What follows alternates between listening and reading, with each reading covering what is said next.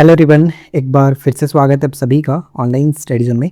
देखिए, आज हम इस वीडियो में देखेंगे बिहार से रिलेटेड नवीनतम प्रमुख जो अधिनियम बनाए गए हैं बिहार गवर्नमेंट के द्वारा 25-26 में आपके पेपर में पूछे जाने की चांसेस है। तो इस वीडियो को एंड तक देख लीजिए, रिवीजन के पर्पज़ से कहीं ना कहीं ये इंपॉर्टेंट है। तो चलिए फिर ज़्यादा समय ना लेते हुए स्टार्ट करते हैं नवीनतम प्रमुख अधिनियम के बारे में। ठीक है, तो सबसे पहला जो अधिनियम देखने को मिल रहा है हमें, वो कह रहा है कि बिहार नगर पालिका संशोधन अधिनियम 2026। तो इसके अंतर्गत क्या बात की गई है, तो इसका मुख्य उद्देश्य ये है, बिहार नगर पालिका संशोधन अधिनियम, बिहार नगर पालिका अधिनियम 2007 में संशोधन करना। सबसे पहले तो ये ध्यान रखिएगा कि ये संशोधन 2007 के अधिनियम में किया गया। 2026 में नगर निकायों में सशक्त स्थायी समिति और प्रशासनिक प्रक्रिया को स्पष्ट बनाने के उद्देश्य से यहाँ पर वापस से संशोधन किया जा रहा है। कार्यप्रणाली क्या रहेगा, तो सशक्त स्थायी समिति के सदस्यों के निर्वाचन की प्रक्रिया की तय की गई है और पार्षदों द्वारा जो कि सीक्रेट बैलेट और जिलाधिकारी की निगरानी में चुनाव व्यवस्था कराना। तो एक तरह से ये आपको ध्यान में रखना है। सबसे पहला जो कि प्रश्न पूछा ये जा सकता है कि जो बिहार नगर पालिका संशोधन अधिनियम 2026 है वो किस में संशोधन किया गया, किस अधिनियम में संशोधन था, तो याद रखेंगे 2007, बिहार नगर पालिका अधिनियम 2007 में ये संशोधन किया गया। ठीक है, इसके बाद नेक्स्ट जो है वो कह रहा है, सेकंड पॉइंट पर अगर नज़र डालें तो बिहार जन विश्वास जो कि प्रावधान संशोधन अधिनियम 2026, तो इसका मुख्य उद्देश्य की अगर हम बात करें तो छोटे अपराधों या फिर उल्लंघनों को अपराध की श्रेणी से बाहर करना या फिर युक्ति संगत करना, ईज ऑफ लिविंग और ईज ऑफ डूइंग बिजनेस को बढ़ावा देना, ये बिहार जन विकास का एक मेन उद्देश्य है। ठीक है, साथ ही साथ यहाँ पर अगर हम बात करें कि मामूली उल्लंघनों और गंभीर गलतियों के लिए जेल की सज़ा के प्रावधान को ख़त्म करके उनकी जगह पर जुर्माना आधारित व्यवस्था लागू करना, ये इसका मेन उद्देश्य है। ठीक है, यानी बिहार जन विश्वास का ये आपको ध्यान रखना है कि इसका उद्देश्य क्या है, तो ये आपको याद रखना है। देखिए, कई बार क्वेश्चन घुमा करके पूछा जा सकता है कि किस संशोधन के द्वारा हाल ही में, किस अधिनियम के द्वारा हाल ही में मामूली उल्लंघनों और गंभीर गलतियों के लिए जेल की सज़ा के प्रावधान को ख़त्म करके हाल ही में बिहार सरकार ने उनकी जगह जुर्माना आधारित व्यवस्था लागू करने की बात की गई है।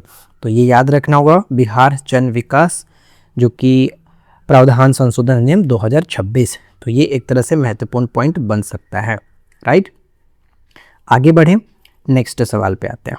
अगला पॉइंट क्या कहेगा, नेक्स्ट ये बनता है कि बिहार निजी व्यावसायिक शैक्षणिक संस्थान प्रवेश का विनियमन एवं शुल्क निर्धारण अधिनियम 2026 की बात की जा रही है। अब यहाँ पर देखिए, इसका मुख्य उद्देश्य है कि निजी व्यावसायिक शैक्षिक संस्थानों में प्रवेश और शुल्क निर्धारण को विनियमित करना तथा छात्रों और अभिभावकों को हितों की रक्षा करना, यानी उन दोनों के हितों की रक्षा करना इसका एक मेन उद्देश्य है। कार्यप्रणाली की बात करें, ये जो अधिनियम है किसका कार्यप्रणाली क्या होगा, तो प्रवेश प्रक्रिया और शुल्क ढांचा के लिए नियामक व्यवस्था करना, पारदर्शिता और गैर शोषणकारी शुल्क और साथ साथ संस्था की जवाबदेही सुनिश्चित करने का प्रावधान है। ठीक है, तो ये थोड़ा सा ध्यान रखना। मुझे नहीं लगता कि ये उतना ज़्यादा इंपॉर्टेंट है जितना ज़्यादा आपको विकास, बिहार जन विकास, जो बिहार जन विश्वास वाला मैटर था। राइट, लेकिन क्या पता क्या पूछे, इसलिए आप थोड़ा सा प्रिपेयर रहिए। बिहार कास्ट आधारित उद्योग यानी स्थापना और विनियमन अधिनियम 2025, तो इसमें पहला जो पॉइंट है वो क्या कह रहा है, मुख्य उद्देश्य में कास्ट आधारित उद्योगों की स्थापना और संचालन को विनियमित करना, वन वृक्ष आवरण और पर्यावरण संरक्षण को ध्यान में रखना, इसका एक तरह से मुख्य उद्देश्य है बिहार कास्ट आधारित उद्योग का। फिर है कि औद्योगिक विकास हेतु बिहार औद्योगिक निवेश प्रोत्साहन पैकेज भी लागू किया गया है, जिसके तहत पात्र उद्योगों को मुफ्त भूमि और सब्सिडी का प्रावधान दिया जाएगा। ठीक है, तो यहाँ से एक प्रश्न डेफिनेटली बनने का चांस है, तो ये थोड़ा सा याद रखेंगे। या फिर हो सकता है कि कथन के रूप में, अब तो कथन का ट्रेंड चल रहा है, तो कथन के फॉर्मेट में प्रश्न बन सकते हैं, तो इस अधिनियम को थोड़ा सा ध्यान में रखेंगे। अगला सवाल पे आते हैं और अगला जो है हम देखते हैं क्या कह रहा है। नेक्स्ट कह रहा है कि बिहार जो है माल और सेवा कर, ठीक है, जो यानी गुड्स एंड सर्विस जो टैक्स है, सेवा कर संशोधन अधिनियम 2025 की बात करते हैं। तो इसमें कहा गया है कि इसका मुख्य उद्देश्य है कि बिहार माल और सेवा कर अधिनियम 2017 में संशोधन करना, यानी जो ये 25 वाला अधिनियम है 2017 का संशोधन का जीएसटी कानून को नवीन प्रावधानों और अनुपालन व्यवस्था के अनुरूप बनाना। तो सबसे पहला तो यही ध्यान रखना है कि संशोधन किसका था, तो 2017 वाला संशोधन है ये, राइट। इसके बाद यहाँ पर लिखा गया इसका कार्यप्रणाली के अंतर्गत की अगर हम बात करें तो क्लियरली लिखा गया कि BGST यानी बिहार GST एक्ट की संबंधित धाराओं में संशोधन किए गए हैं, राइट। फिर आता है नेक्स्ट जो हमारा पॉइंट है कि बिहार विशेष सर्वेक्षण और बंदोबस्त अधिनियम 2025 एक तरह से संशोधन है। तो इसमें यह कहा गया कि इसका मुख्य उद्देश्य है कि बिहार विशेष सर्वेक्षण और बंदोबस्त अधिनियम 2011 में संशोधन करना। ये जो है आपका 2025 वाला, ये 2011 का संशोधन है। साथ ही साथ भूमि सर्वेक्षण और बंदोबस्त की प्रक्रिया को अधिक स्पष्ट बनाना, तो ये एक महत्वपूर्ण पॉइंट बन सकता है।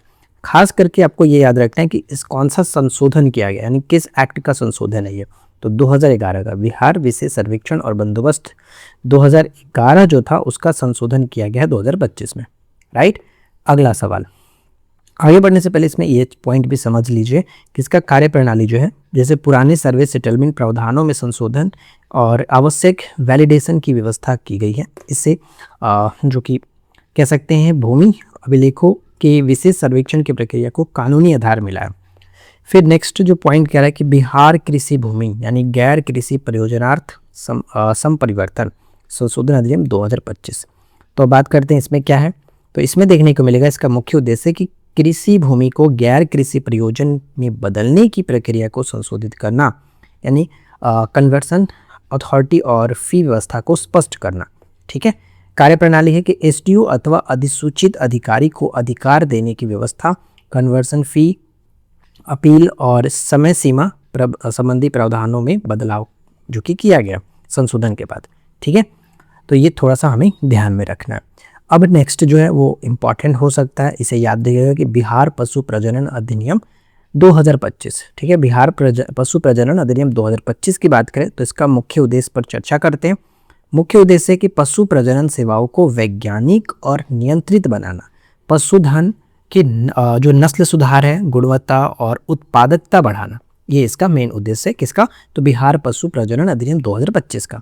साथ ही साथ इसमें ये पॉइंट भी इंक्लूड कर लीजिएगा कार्यप्रणाली, जैसे कि वीर्य और भ्रूण उत्पादों का भंडारण करना, विक्रय अथवा कह सकते हैं कि कृत्रिम गर्भाधान सेवा को विनियमित करना, इसका मेन पर्पस है, कार्यप्रणाली इसका रहने वाला है।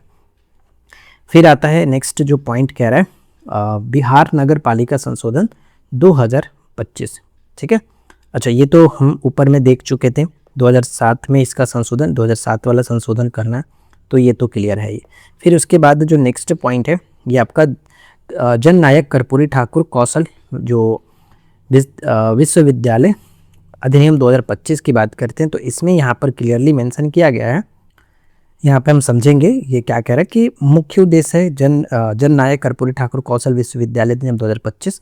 तो कौशल शिक्षा, व्यावसायिक शिक्षा और रोजगारोन्मुख जो प्रशिक्षण होगा, रोजगारोन्मुख जो प्रशिक्षण को बढ़ावा देने के लिए युवाओं को आधुनिक रोजगार क्षेत्रों के लिए तैयार करना, ये इसका मेन उद्देश्य है। तो इसमें मिला जुला करके 3-4 जो अधिनियम है वो पेपर के लिए महत्वपूर्ण था। जैसे कि सबसे पहला तो आपको यही याद रखना है, जननायक कर्पूरी ठाकुर जो कौशल विश्वविद्यालय अधिनियम 2025 है, ये वाला हुआ। बिहार नगर पालिका वाला जो हमने बात किया था 2007 का संशोधन है, ये पूछा जा सकता है। साथ ही साथ यहाँ पर हम कह सकते हैं ये वाला महत्वपूर्ण पॉइंट था जो कि बिहार कृषि सर्वेक्षण और बंदोबस्त संशोधन अधिनियम 2011 वाला ये संशोधन किया गया। इसके साथ ही साथ कार्यप्रणाली को भी ध्यान में रखना है कि पुराने सर्वे सेटलमेंट के प्रावधानों में संशोधन किया गया है। फिर उसके बाद हमने ये देखा कि GST वाला जो मैटर था 2017 का संशोधन है, तो ये भी एक तरह से महत्वपूर्ण रहेगा। उद्योग वाला कास्ट आधारित उद्योग, साथ ही साथ बिहार निजी व्यावसायिक जो शैक्षणिक संस्थान है शिक्षा के क्षेत्र में है, तो ये तो महत्वपूर्ण हो ही जाता है। और जो कि सबसे ज़्यादा महत्वपूर्ण रहने की चांसेस है बिहार जन विश्वास, राइट। तो कुल मिलाकर आज के इस छोटे से वीडियो में उम्मीद करता हूँ कि ये वीडियो आप लोगों के लिए हेल्पफुल रही होगी। वीडियो पसंद आया हो तो लाइक एंड शेयर करिए, और नेक्स्ट जो टॉपिक आप चाहते हैं फटाफट नीचे थोड़ा कमेंट करिएगा ताकि मुझे भी पता चले कि आप किस टॉपिक के लिए बेसब्री से इंतजार कर रहे हैं, ठीक है। तो आज के इस वीडियो में इतना ही फ्रेंड्स, मिलते हैं नेक्स्ट क्लास में नए टॉपिक के साथ। Thanks for watching, keep watching, keep learning, have a good day.